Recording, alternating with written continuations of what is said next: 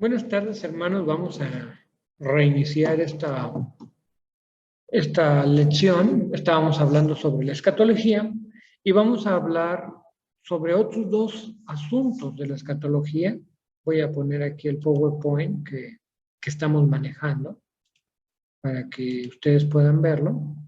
Y entonces en esto vamos a hablar sobre la venida final de Cristo y la resurrección, que son dos temas relacionados. Como les dije, para no hacer videos muy grandes en esta ocasión y tediosos, estamos haciendo una serie de videos pequeños. Entonces, ahora que hablamos sobre la escatología, lo que vamos a tratar, como ya dije, la venida final de Cristo y la resurrección. Entonces, partimos sobre el asunto de la venida final de Cristo.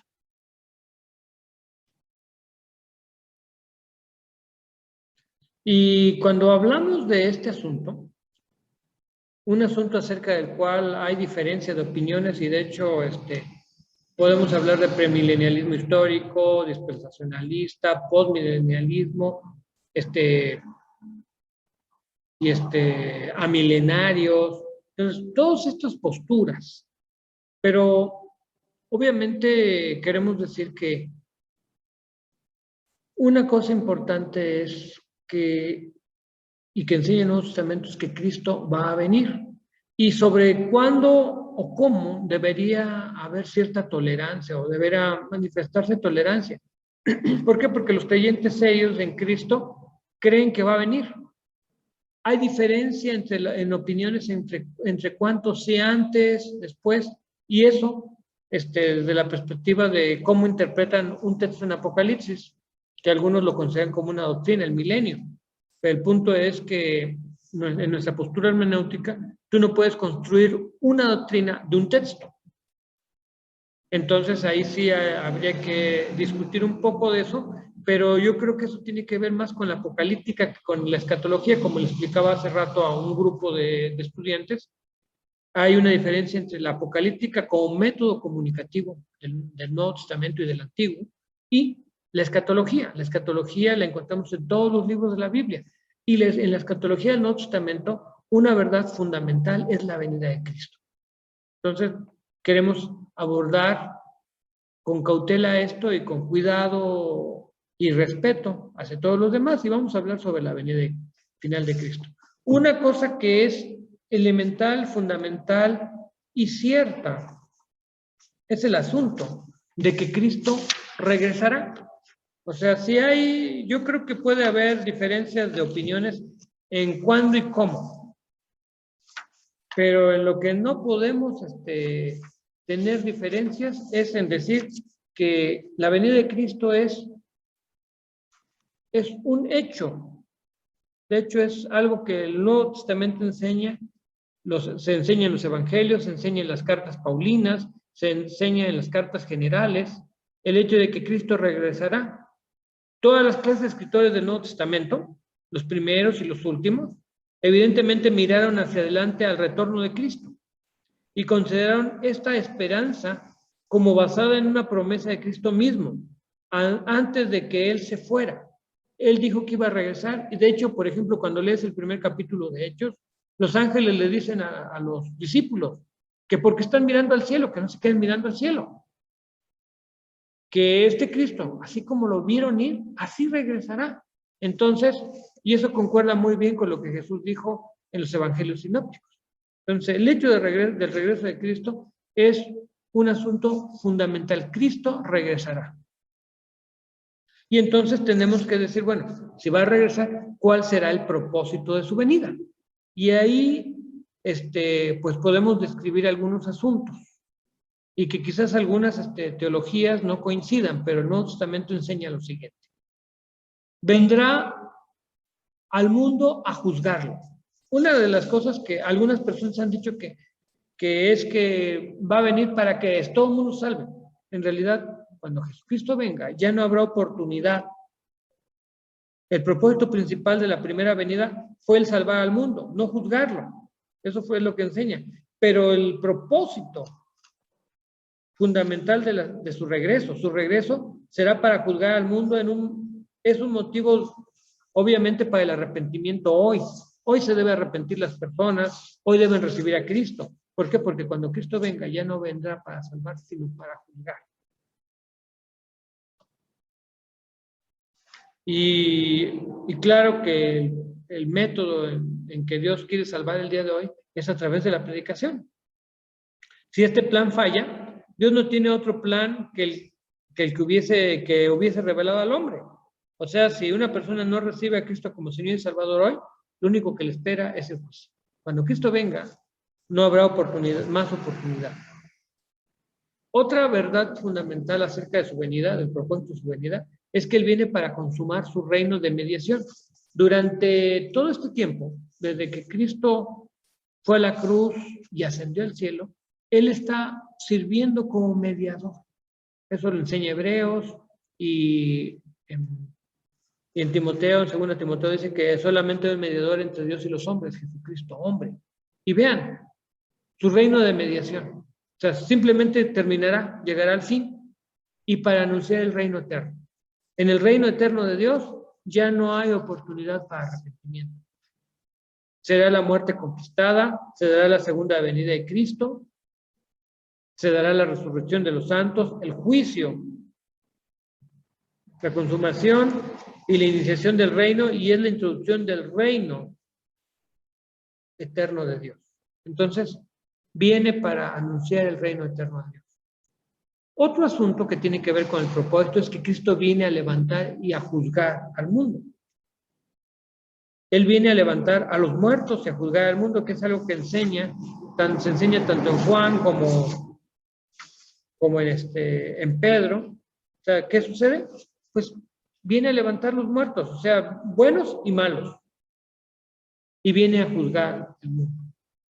O sea, la resurrección tiene que ver con el juicio.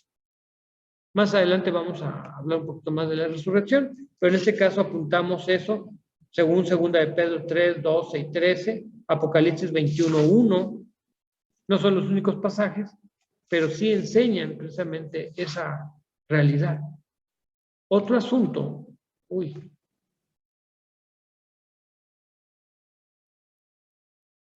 y entonces parece haber 3 puntos en los tratos de Dios con la humanidad, esto es, en Cristo. El primero fue la creación, el segundo la encarnación y el tercero la segunda venida. Esos serían los 3 puntos. Y cuando hablamos de esta segunda venida, será cuando la redención sea consumada y el orden eterno de cosas sea introducido. Entonces, hablamos de esos 3 puntos que tienen que ver con la segunda venida. Y entonces,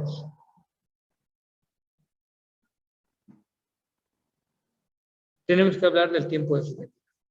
Una cosa que es coherente en el Nuevo Testamento, tanto Cristo, en los Evangelios, como Pablo y Pedro y el Apocalipsis, es que nadie sabe cuándo va a venir Jesús. Sabemos cuándo, sabemos que viene, pero no sabemos cuándo. Y el pedido de la Escritura es que las personas, el creyente esté preparado, que el que no cree se convierta para que esté preparado. Y es fundamental que esto suceda. De otra manera, entonces las personas no estarán preparadas y tendrán que enfrentar el juicio. La Biblia no tiene la intención de adelantarnos el desarrollo de la historia. La Biblia no nos da fechas. Algunos han hecho hasta mapas acerca de más o menos y te dicen más o menos cuándo va a venir Cristo. Pero la verdad es que no hay, en realidad no hay una fecha. Lo que la Biblia dice es que estemos preparados, que vendrá inesperadamente. Entonces, en distintas maneras el Nuevo Testamento dice, vendrá inesperadamente, así que estén preparados.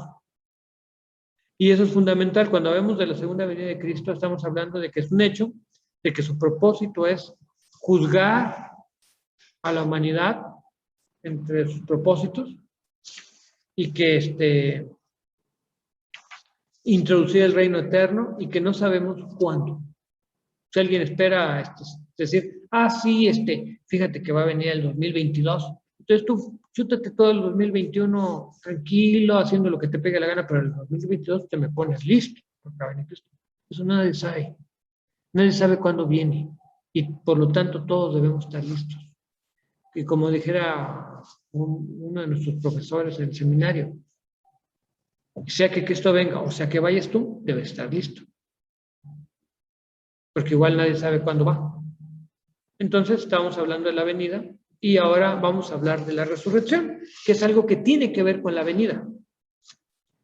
Y lo primero que tenemos que decir acerca de la resurrección, porque hay algunas posturas donde hay 2 o 3 resurrecciones, es que lo primero que tenemos que decir es que hay una sola resurrección.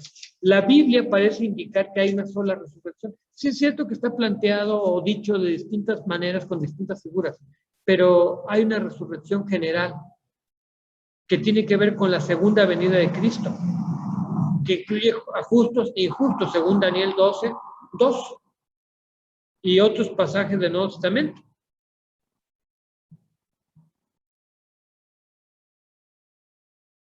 Y entonces, en Hechos 24, 15, Pablo también dice que habrá resurrección tanto de justos como de injustos. O sea que no es una enseñanza aislada en algún evangelio o en Daniel, sino es algo que también se enseñó en el Nuevo Testamento, es algo que aparece en el Apocalipsis. Y entonces el concepto bíblico de la resurrección es que será una resurrección general, incluyendo a justos e injustos. Ahora, lo siguiente que tenemos aquí que plantear es, bueno, sí es una resurrección general que incluye a justos e injustos, pero la naturaleza del cuerpo de la resurrección. A diferencia de otros puntos de vista, algunos incluso cristianos y otros no cristianos, el cristianismo bíblico cree por las escrituras que la resurrección será corporal. O sea, simplemente el cielo no va a estar poblado de espíritus descarnados, sino habrá personas y esas personas tendrán un cuerpo. El mejor ejemplo es el cuerpo con el que Jesucristo resucitó, que no tenía los límites materiales y temporales que tenemos ahora, sí, pero que era un cuerpo que ellos pudieron tocar, un cuerpo que comió con ellos, un cuerpo con el que departieron. Entonces, sí, tenemos que recordar que nuestro estado eterno no será el de un espíritu incorpóreo, sino que nuestros espíritus serán revestidos y materializados en un cuerpo. Alguien dijo que la vida en su plenitud es corporal, por lo menos para el ser humano. Así nos creó Dios. Y acuérdense que la escatología tiene que ver con el propósito que Dios quiere alcanzar, que tiene que ver con el propósito que tenía desde que creó.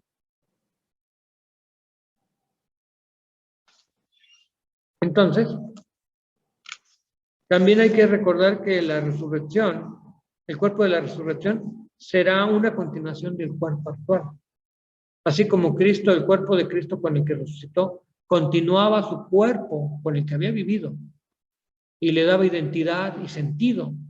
De la misma manera, nuestro cuerpo de resurrección será una continuación. Y obviamente si alguien tiene problemas con eso, tenemos que recordar que para Dios no hay límites. Dios puede resucitarnos y crearnos un cuerpo que continúe nuestra identidad, aunque nuestro cuerpo ya se haya deteriorado en la tumba. O quizás hasta la tumba de algunos creyentes ya haya desaparecido. Porque cuántas veces la tumba de alguien ya desapareció a través del tiempo, o ahí en ese lugar han sido depositados los cuerpos de miembros de su misma familia a través de los siglos. Sin embargo, Dios puede resucitar a las personas y va a resucitar a las personas, porque para Dios no hay problema para hacer eso. También se supone que el nuevo cuerpo tendrá poderes superiores a los del actual, como el cuerpo de Cristo, del Cristo resucitado, tenía poderes superiores. Es posible que trascienda grandemente las limitaciones de espacio, en cuanto a que estas limitaciones pertenecen a la materia según la conocemos ahora. Pablo llama al cuerpo de resurrección un cuerpo espiritual. Pero lo que Pablo quiere decir es que ya no será, sobre todas las cosas, lo que Pablo quiere decir es que ya no será un cuerpo que se corrompe como el de nosotros, que llegamos a la plenitud de vida y no nos quedamos así, sino que llegamos a la plenitud de vida y empezamos a madurar y también empezamos a deteriorarnos. Esas son situaciones que vamos pasando y que vamos envejeciendo poco a poco.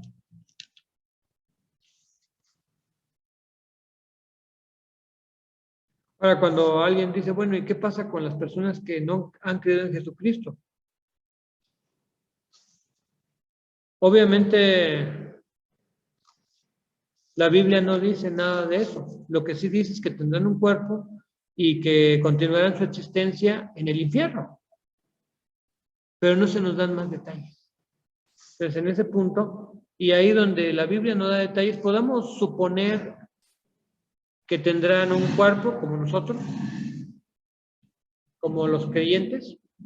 Podemos suponer que igual no estarán limitados como nosotros, sin embargo estarán limitados al infierno.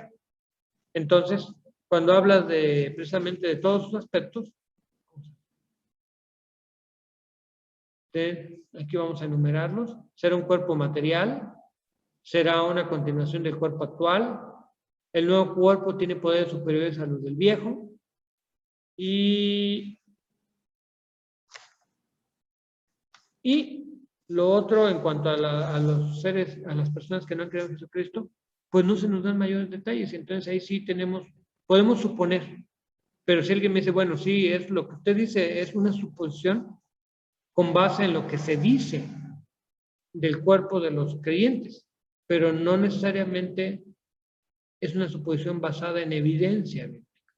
Y bueno, ahí sí tenemos nuestros limitantes. Dijimos que íbamos a tratar dos asuntos y voy a volver al inicio para recordar los dos asuntos que vamos a hablar sobre la venida final de Cristo y la resurrección. Hemos tratado estos dos asuntos. Quiero invitarles a que pues nos continúen viendo el siguiente video, la tercera parte de esta presentación. Dios les bendiga.